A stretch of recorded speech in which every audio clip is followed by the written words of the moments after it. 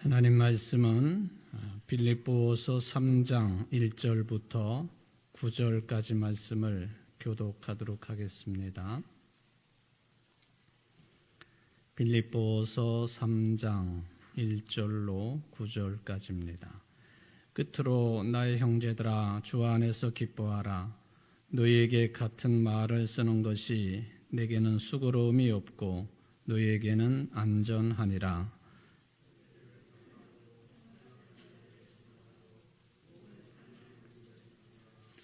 하나님의 성령으로 봉사하며 그리스도 예수로 자랑하고 육체를 신뢰하지 아니하는 우리가 곧 할례파라.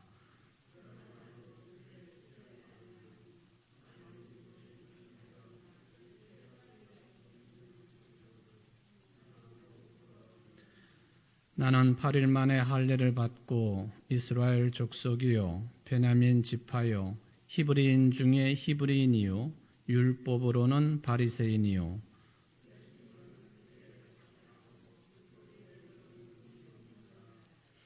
그러나 무엇이든지 내게 유익하던 것을 내가 그리스도를 위하여 다 해로 여길 뿐더러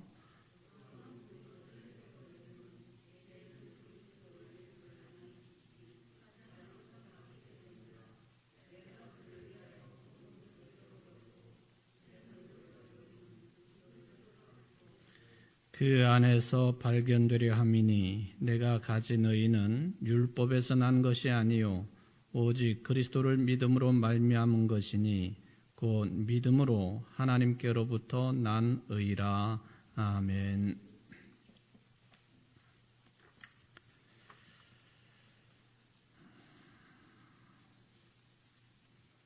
지난 수요일은 성탄 예배가 있어서 우리가 수요일 날 모이지는 못했었습니다. 2주간 만에 다시 오늘 이 본문 말씀을 가지고 말씀을 상고해 보겠습니다. 지난번 시간에 이제 그 유대인들의 하나님의 택한 자녀의 증표로서 할례에 관한 말씀을 드렸습니다.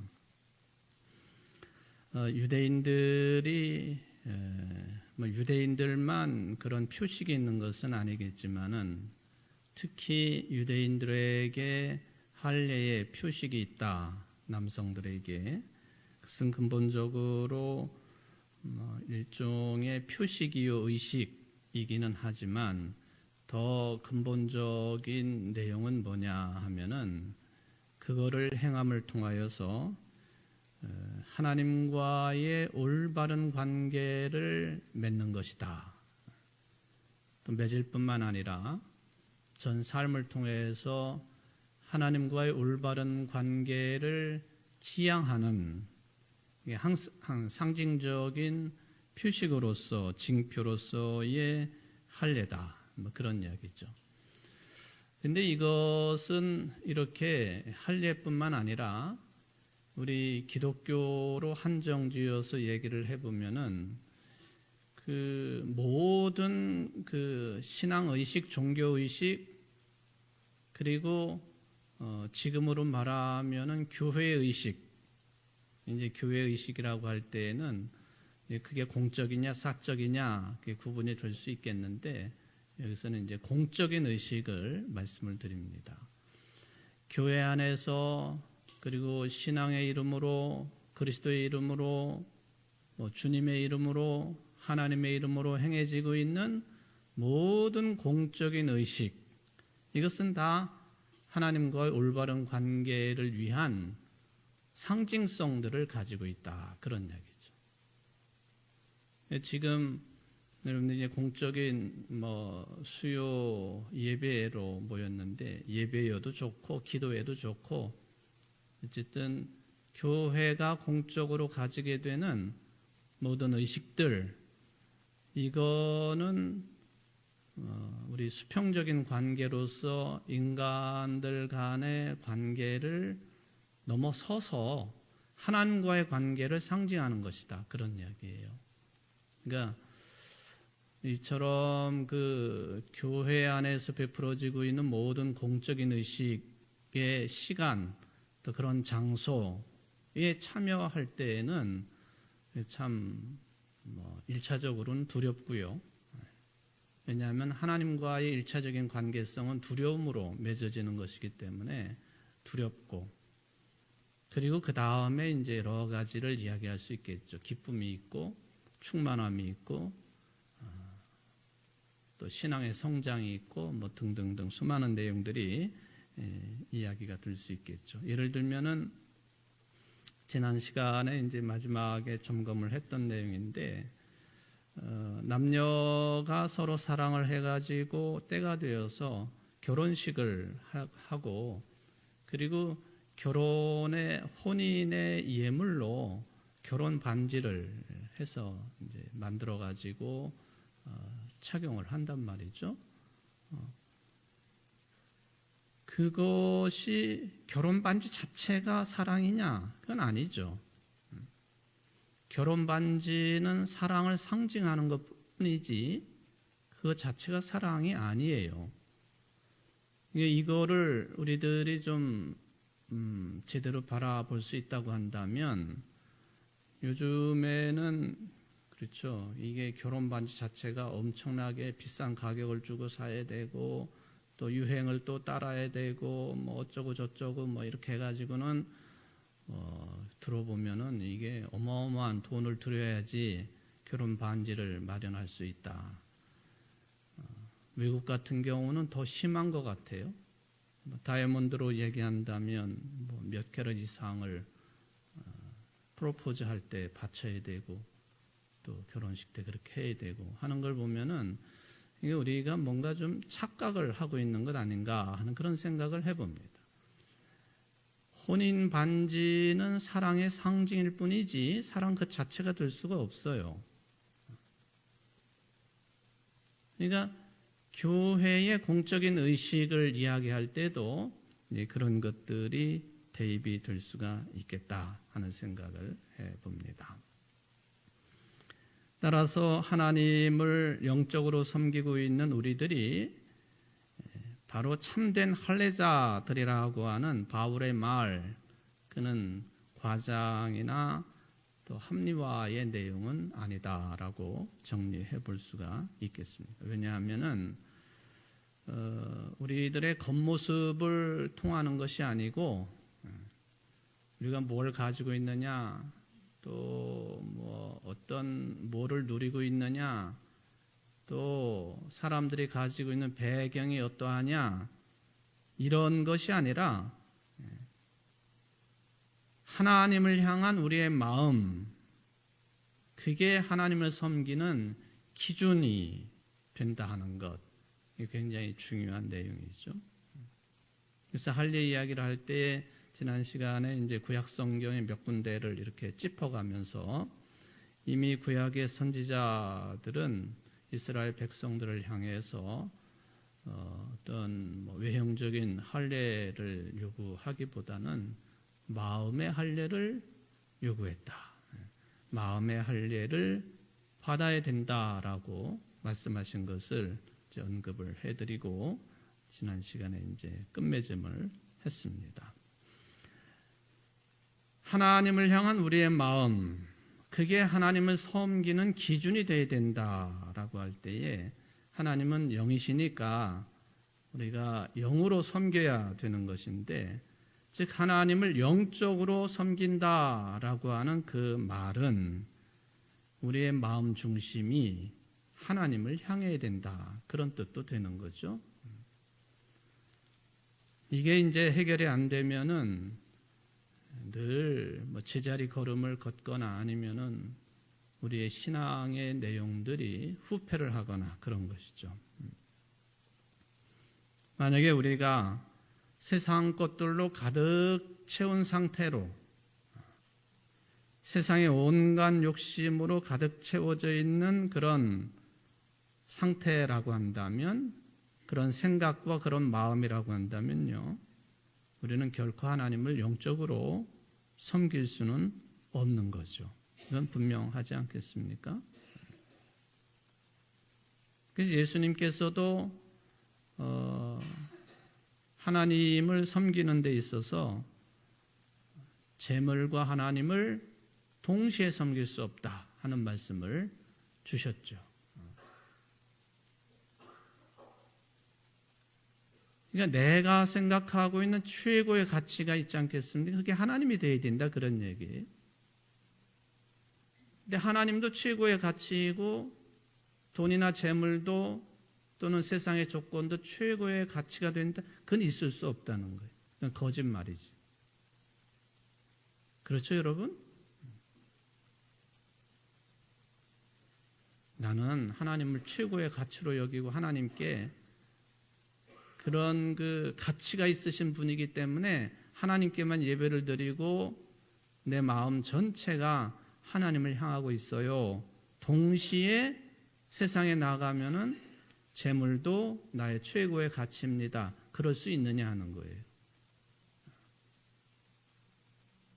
그건 그렇게 될 수도 없고요. 언젠가도 말씀을 드렸지만은 우리 인간의 생각이나 또 어떤 생리적인 구조 이런 것들이 그렇게 할 수 없도록 되어 있다는 거예요. 숨을 쉬면서 음식을 같이 삼킬 수 있다? 그건 아니라는 거죠.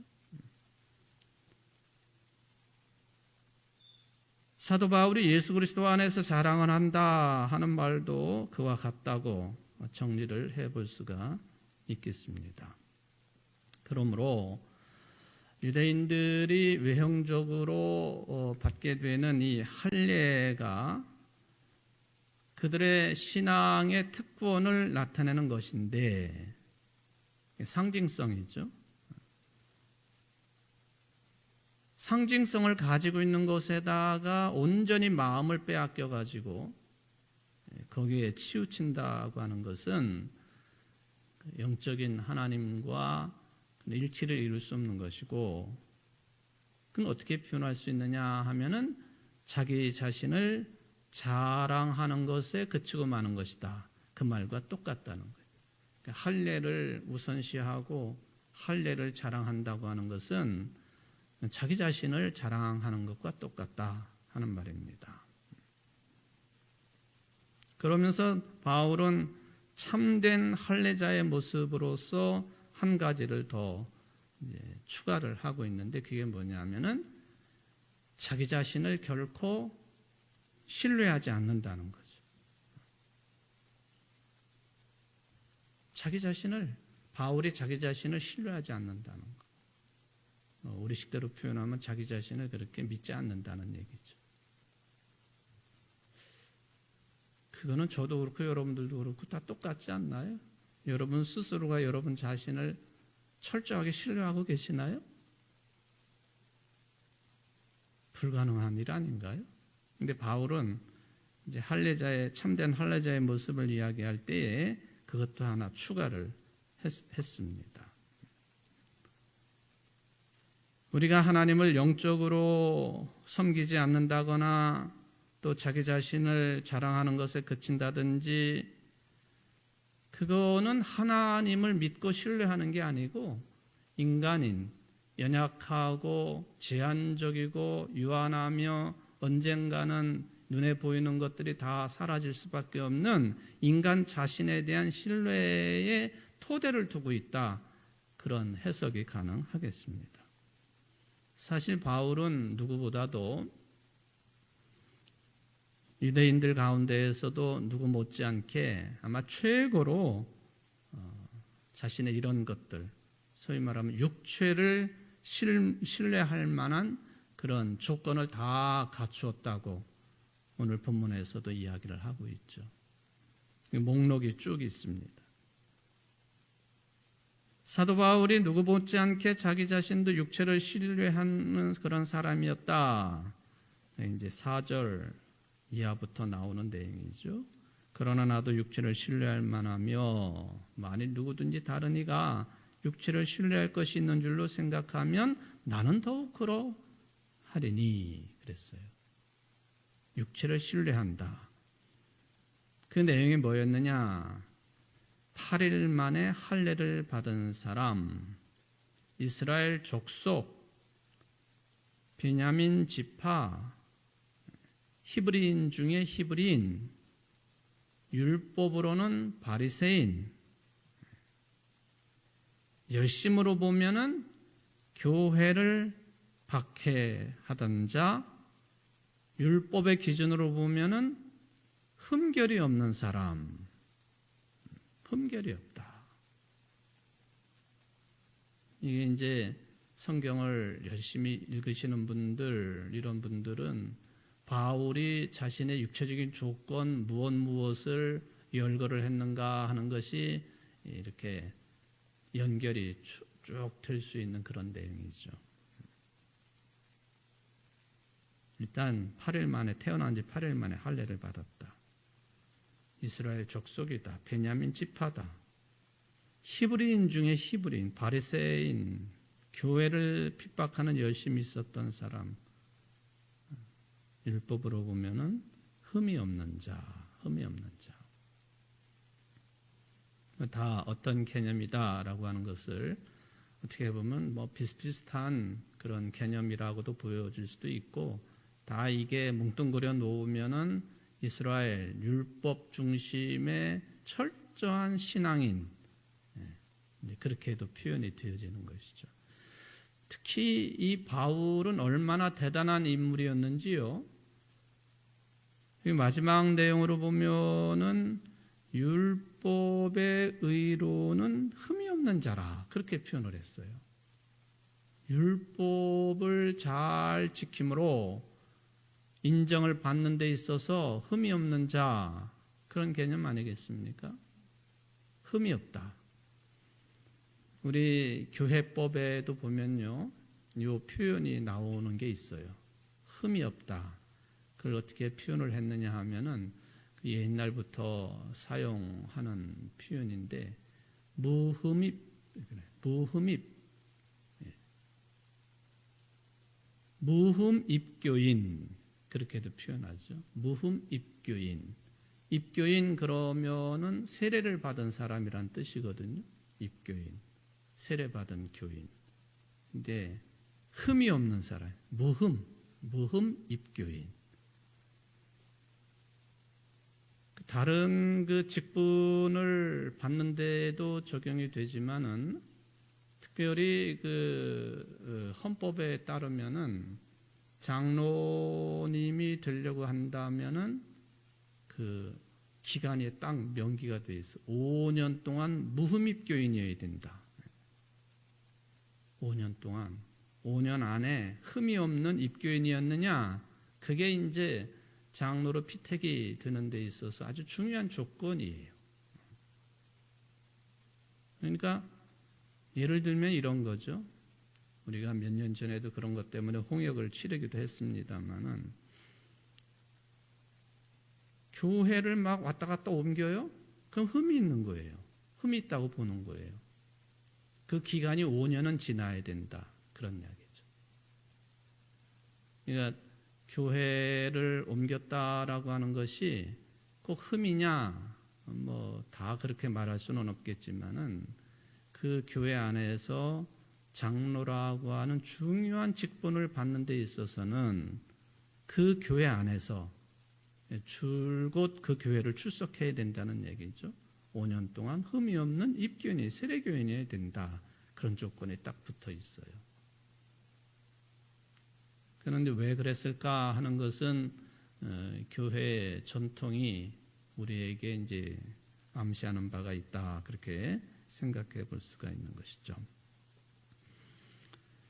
이렇게 보면은 당시에 사도 바울을 따라갈 만한 인물이 제가 볼 때는 거의 없었겠다, 그런 생각을 해봅니다. 율법 종교 안에서 한 사람으로서는 거의 완벽에 가까운 그런 인물이었다라는 거죠. 사람이 완벽에 가까운 그런 존재가 될 수 있느냐? 그건 불가능한 것인데요. 하여튼 율법을 중심으로 놓고 보면은 이 바울이라고 하는 사람은 그런 사람이었다 하는 거죠. 우리가 어느 때에는 그런 부분에 있어서 좀 굉장히 조심해야 될 내용들이 있어요. 나는 교회 생활이나 신앙 생활이나 뭐 그 하나님의 자녀로서의 삶이 완벽해 불가능한 얘기입니다. 불가능한 얘기. 누가 완벽할 수 있습니까? 목사는 완벽한가요? 천만에요. 그럴 수가 없습니다. 이처럼 종교적인 어떤 성과가 있다고 한다면 바울처럼 내세울 만한 사람이 없었겠다. 그런 이야기가 되겠습니다. 그런데 바울이 지금까지 자기 자신을 위해 가지고 또 모든 유대인들 가운데에서도 아주 우월한 것이라고 생각하고 받아들이고 평가하고 우쭐대었던 그 모든 것들, 그래서 계속해서 추구했던 그 모든 것들을 해로운 것으로 생각하게 되었다. 배설물처럼 여겼다. 배설물, 똥이란 얘기죠. 똥처럼 여겼다.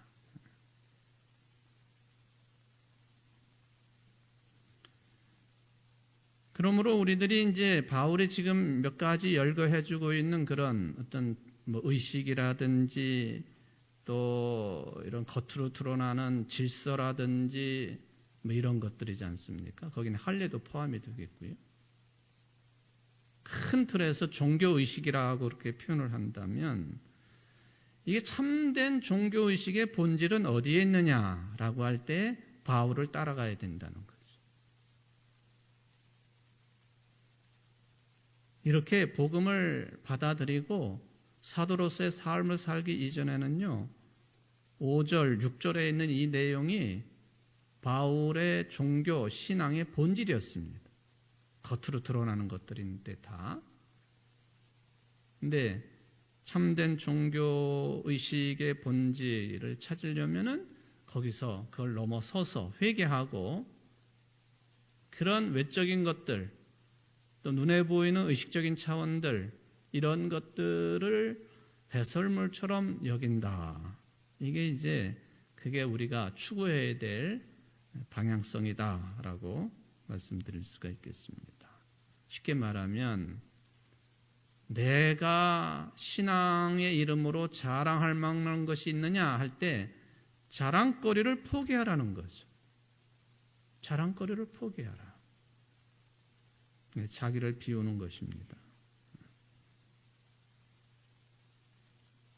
우리가 기도를 하고 말씀을 받고 또 성령의 인도함을 받고 교회 중심의 사람이 되고 하나님의 나라를 이루어가는 주인공들이 되고 할 때에 이 모든 것들이 어떻게 작동이 되어야 되느냐 하면 나 자신을 비우는 것으로 작동이 되어야 된다, 그런 말이에요. 근데 그게 아니고 자꾸 나 자신을 높이 세우고 드러내고 하는 것에 기도가 이용이 되고 하나님의 말씀이 이용이 되고 교회 조직이 이용이 되고 그래서는 안 된다 하는 그 이야기입니다. 신앙의 삶에 있어서 자기 자신을 비우지 못하고 자꾸만 더 뭔가를 채우려고 한다고 할 때에 참 문제가 됩니다. 겸손해야 된다라고 하는 것이죠. 근데 바울이 이렇게 배설물처럼 생각하고 있는 그 내용들이 저도 그렇고 여러분들도 그렇고 오늘날 교회 생활을 하는데 아주 중요한 것으로 작동하고 있다 하면은 그거 참 조심해야 될 내용들입니다. 우리의 의식 자체가 그렇다든지 또는 교권이, 교회 권력이 그렇다든지, 정말로 바울이 관심을 가지고 있고 그리고 바울이 말하고 있는 참 종교의식의 본질의 방향성은 잃어버리고 그 외의 것들이 나를 이끌어가는 핵심이 된다라고 할 때에 위험하다는 거예요. 그게 우리의 최고의 가치가 되어버리거나 우리를 이끌어가는 관심사가 되어서는 안 된다는 거예요. 나를 비우는 것이 아니라 나를 채우는 것으로 작용하게 되면 그래서 나타나는 게 다툼이고 허영입니다. 허영. 비우면 비울수록 더 낮아지고 십자가의 정신에 가까워지는 것 아니겠습니까? 교회에서 뭐가 되기 위해서 뭐 그동안에 하지 않았던 뭐 이것도 하고 저것도 하고 뭐 그런 사람들 있을 수 있겠죠. 우리 교회는 서로 안 하려고 해서 더 문제인 교회이지만은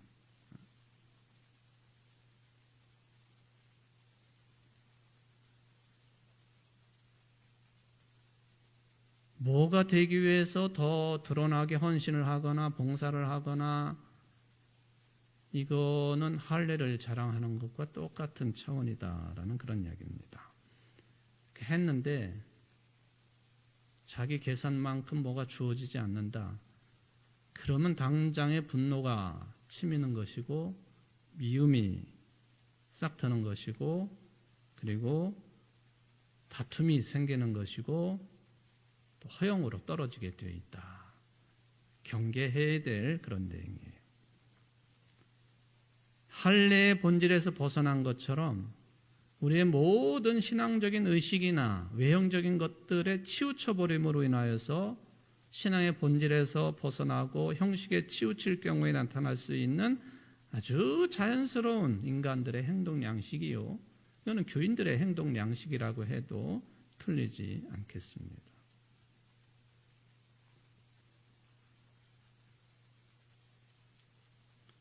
현대인들이 대부분 그렇지 않습니까? 뭔가를 통해서 자꾸만 자기 자신을 채워가려고 하고 채워지느냐에 따라서 자기 자신을 확인을 하려고 하고 그러죠. 나 자신을 신뢰하지 아니하고 예수 그리스도 안에서 자랑한다고 하는 바울 생각하고는 다른 차원입니다. 현대인들이 자기 자신만을 의지하고 또 신뢰하고 그것만 쫓아가지 않습니까? 우리 주변에는 그런 데서 벗어나는 게 거의 없는 것 같아요. 다 그래요, 다. 자기 자신에 집착을 하고. 나 자신에 집착을 할 경우에 그 결론은 뭐냐? 남는 것이 아무것도 없다는 거예요. 이게 우리가 신앙 안에서 마주해야 될 중요한 본질 아닙니까? 그냥 쉽게 표현하면은 오늘도 여러분들이 하루 종일 삶을 살아가시면서 뭐에 집착을 하셨는가 그걸 한번 생각해 보십시오. 뭐에 내가 골몰했었고 뭐에 내가 집착을 했었고 어떤 것에 내가 매달려 있었고 죽을 둥 살 둥 그거를 붙잡으려고 애를 쓰고 했었던가. 그런데 조용히 앉아서 묵상해보고 하나님의 말씀에 비추어 보면은 내가 그렇게 생명을 바쳐가지고 붙잡으려고 했던 그런 것들이 언젠가는 아무것도 남지 않냐고 다 사라질 것들 아닙니까? 그 생각하면 참 허무한 것 같아요. 그러니까 그런 사라지고 없어지고 무너지고 해야 될 것들을 그렇게 붙잡으려고 애를 쓰고 하는 그 과정 자체가 그래서 고통스러운 것이다 하는 거예요. 불교에서 말하는 인생이 고통이다, 뭐 고해, 고통의 바다를 헤엄치는 것 같다 그런 표현도 비슷하다고 볼 수가 있겠습니다.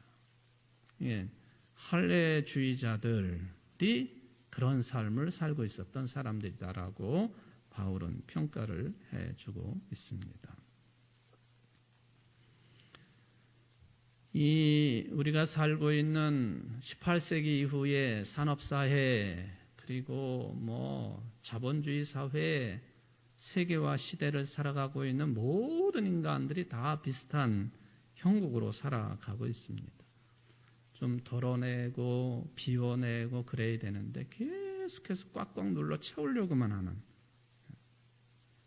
그러니까 진정한 구원이 얼마나 유언한 일인가 그걸 생각하게 됩니다. 신앙이 해야 할 일, 하나님의 말씀이 해야 할 일, 성령께서 우리를 도우시는 일은 그런 것들을 깨트려 버리는 거죠. 고정관념, 또 외형적으로 드러나는 것들로 나를 채우려고 했던 그런 것들을 깨트려 버리는 일, 그러고는 그리스도 안에서 바로 세워질 수 있도록 그게 기도의 일이고 말씀을 듣는 일이고 성령의 역사다 하는 거죠. 내게 내가 유익하다고 여겼던 것을 해로 여길 줄 알아야 된다 하는 것 아닙니까? 이거는 일종의 혁명적인 삶의 모습입니다. 그게 이제 우리에게 체험이 될 때에 참된 할례이고 마음의 할례라고 구약의 선지자들이 말씀을 합니다. 물론 바울이 모든 것을 해로 여겼다라고 하는 그런 말씀을 하기는 했지만은 세상의 모든 삶이 다 무의미하다 그런 뜻이 아니에요. 그러니까 허무주의거나 또는 인생의 삶에 대해서 냉소주의적인 그런 내용은 아닙니다. 자꾸 이제 우리가 그 설교를 듣거나 할 때 잘 연결을 해야 되는데요. 뭔가를 강조하기 위해서 사도 바울은 그런 이야기를 한 거죠. 내게 유익하다고 생각되었던 것들을 해롭게 여겼다. 뭘 강조하기 위해서? 예수 그리스도를 향한 믿음을, 그 믿음의 절대성을 강조하기 위해서 내가 그동안 유익하게 여겼던 것들을 해로 여깁니다. 그 말씀을 한 거예요. 그러니까 신앙의 방향성이 잘못되면은 이게 허무주의에 빠질 수도 있고 냉소주의에 빠질 수도 있고요. 그거는 이제 신앙의 방향을 잘못 잡은 거죠. 바울이 그렇게 말씀하신 이유는 예수 그리스도를 향한 믿음이 얼마나 절대적인 것이냐, 그를 강조하기 위해서 이 말씀을 하는 거예요. 8절에도 나온 내용입니다만은 8절 한번 같이 마감되는 표현은 아니지만 한번 읽어봅시다. 또한 모든 것을 해로 여김은 내 주 그리스도 예수를 아는 지식이 가장 고상하기 때문이라. 거기까지만요. 모든 것을 나에게 유익한 것이라고 여겼던 것들을 다 해로 여기는 것은 허무주의에 빠지기 위하여, 냉소주의에 빠지기 위해서 그러는 게 아니라 내 주 그리스도 예수를 아는 지식이 가장 고상하기 때문에, 그 가치가 제일 높은 것이기 때문에, 그게 가장 귀한 것이기 때문에 바울이 그렇게 배설물처럼 여긴다 하는 거예요. 그러니까 이런 의식을 가지려고 할 때 그 토대가 분명히 있어야 된다는 거예요. 그분이 누구냐? 예수 그리스도에게 놓여 있을 때 흔들림이 없이, 그래서 그 신앙의 기쁨이 충만해질 수 있는 거죠. 예수님이 누구이신가? 예수 그리스도를 아는 것만이 절대적인 것이다. 여러분들 올 한 해 그런 삶이 줄기차게 이루어지시기를 바랍니다. 예수 그리스도를 알고 모시고 받아들이는 것이 절대적인 내용이다는 거죠. 가장 높은 가치다는 것. 그 외의 것들은 다 상대적인 것들이에요.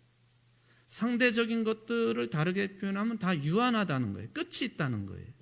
근데 예수님은 끝이 없으신 분이세요. 우리에게 영원한 생명을 주시는 분이 끝이 있으시면 되겠어요? 안 되잖아요.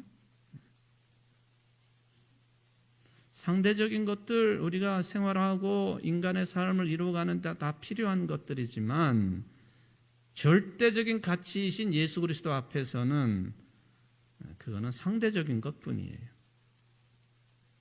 근데 이거를 자꾸 뒤집어 엎어버린단 말이죠. 절대적인 것들 눈에 보이지 아니하니까 그거를 자꾸 뒤집어 엎어가지고 그를 상대적인 것으로 치부해버리고 언젠가는 사라져버리고 관계가 끊어질 그런 그 상대적인 것들을 절대적인 자리에 올려놓는 것, 그게 잘못된 겁니다. 바울이 이런 깨달음을 얻기까지 얼마나 기도하고 또 복음 정신에 충실했으며 또 성령의 도우심을 받았겠는가 하는 것을 생각해 보면은 아주 그 처절한 신앙적인 투쟁이 있었다라고 생각해 볼 수가 있겠습니다. 예수님만이 최고의 가치시다. 가장 귀한 근거가 되신다 하는 그것이죠. 이제 1시간 더 하겠습니다만은 오늘 우리 권사님 기도하신 것처럼 2025년 첫날 수요 예배로 모인 건데, 물론 이제 송구영신 예배 때문에 또 첫 시간을 바치기는 했습니다만, 수요 예배로는 첫 번째 예배. 설교가 좀 딱딱하고 좀 그러긴 하지만 제 바람은 올해는 우리 교인들이 좀 예배에 출석하는 것에 좀 충실했으면 좋겠다. 그런 바람을 갖습니다. 수요 예배도 마찬가지고 주일 예배는 도말할 것도 없고요. 물론 이런 의식 자체가 믿음 본질은 아니겠지만 그걸 또 드러내는 것이기 때문에 그런 생각을 해봅니다. 예수님만이 최고이십니다. 이 기쁨이 충만한 여러분들 되시기를 주의 이름으로 축원을 드립니다. 자비하신 하나님 아버지, 오늘 2025년 첫 번째 수요 예배로 모여서 하나님의 말씀을 받았습니다. 우리가 세상을 살면서 필요한 것들이 한두 가지가 아닙니다. 모든 것이 다 필요합니다. 그래서 이것도 버리지 못하고 저것도 버리지 못하고 내 속에도 쌓아놓고 내 집안에도 쌓아놓고 내 주변에도 잔뜩 쌓아놓고 살아가고 있습니다.